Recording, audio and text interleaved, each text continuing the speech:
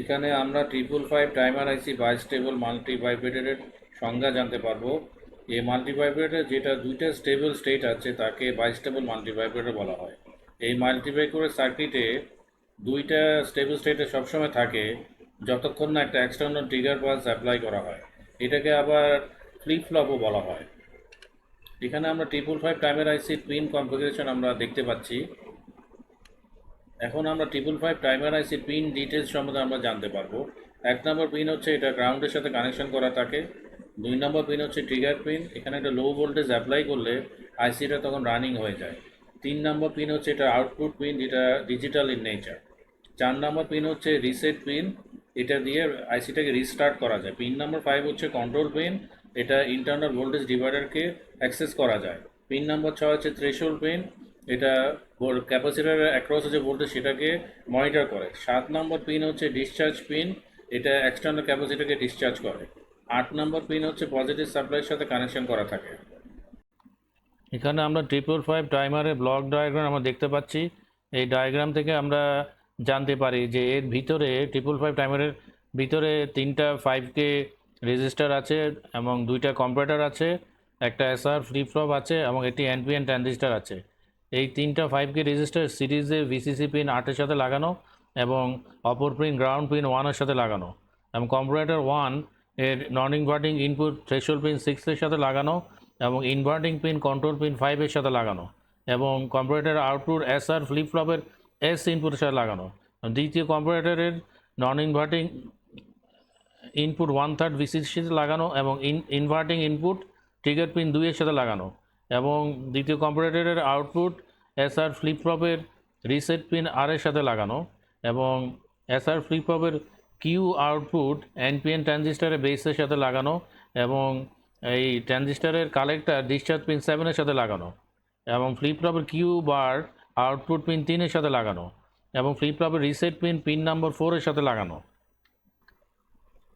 এখানে আমরা 555 টাইমার আইসি বাইস্টেবল মাল্টিভাইব্রেটরের অপারেশন সম্বন্ধে জানতে পারবো।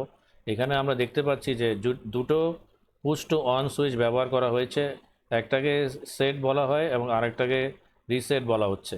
এই সেট যে পুশ টু অন সুইচ আছে সেটা ট্রিগার পিন 2-এর সাথে লাগানো আছে 555 টাইমার আইসি, এবং রেজিস্টার R1-এর মাধ্যমে ভিসিসি পিন 8-এর সাথে লাগানো, এবং অপর যে পুশ টু অন সুইচ আছে সেটাকে আমি রিসেট বলছি, সেটা 555 টাইমার আইসির রিসেট পিন 4-এর সাথে লাগানো, এবং রেজিস্টার R2-এর মাধ্যমে ভিসিসি পিন 8-এর সাথে লাগানো।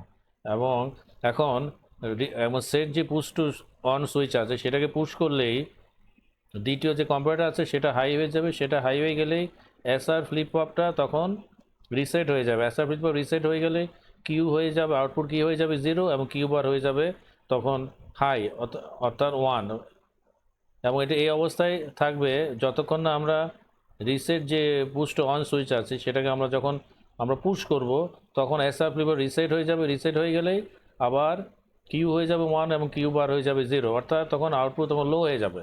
এটা লো অবস্থায় থাকবে যতক্ষণ না আবার আমরা যে সেট যে পুশ টু অন সুইচ আছে সেটাকে আবার আমরা পুশ করি।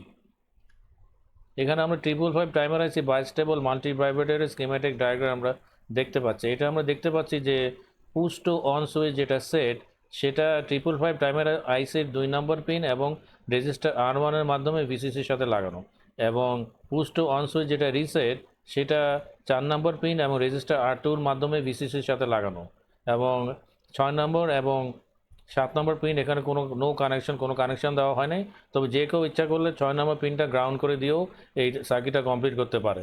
8 নম্বর পিন ভিসিসির সাথে লাগানো, 3 নম্বর পিন হচ্ছে আউটপুট, 5 নম্বর পিন হচ্ছে একটা 0.01 মাইক্রোফ্যারাড ক্যাপাসিটারের মাধ্যমে গ্রাউন্ডের সাথে লাগানো, এবং 1 নম্বর পিন হচ্ছে গ্রাউন্ড। এখানে আমরা 555 টাইমার আইসি বাইস্টেবল মাল্টিভাইব্রেটর সার্কিটের সিমুলেশন আমরা দেখতে পাবো। এখানে দেখা যাচ্ছে যে দুইটা পুশ টু অন সুইচ লাগানো আছে, আমরা যেভাবে এটা আমরা অপারেশন আমরা দেখেছি। এখন আমরা যদি এই সেট পুশ টু অন সুইচে আমরা পুশ করি তাহলে দেখি কি হয়। এই যে পুশ করাতে এটা দেখা গেছে যে আউটপুটটা হাই হয়ে গেল এবং হাই হয়ে গেছে, এটা এই অবস্থায় থাকবে। এখন আমরা রিসেট পুশ সুইচে আমরা ওটা পুশ করে দেখি কী হয়। এই যে আমরা যখনই পুশ করলাম তখন আবার আউটপুটটা লো হয়ে গেল। এটা কন্টিনিউয়াস এভাবে হতে থাকবে আমরা এটা যে স্টেটে একবার এটা যাবে সেই স্টেটে থাকবে যতক্ষণ না আর পুশ সুইচ অন করা হবে। আবারও আমরা দেখি যে সেট আমরা পুশ সুইচটা আমরা পুশ করি, যদি আউটপুট হাই হয়ে গেলো, আবার রিসেট যে পুশ টু অন সুইচ আছে সেটা আমরা পুশ করে দেখি, আবার আউটপুট যে লো হয়ে গেল। এখানে আমরা 555 টাইমার আইসি বাইস্টেবল মাল্টিভাইব্রেটরের বিভিন্ন অ্যাপ্লিকেশন আমরা জানতে পারবো।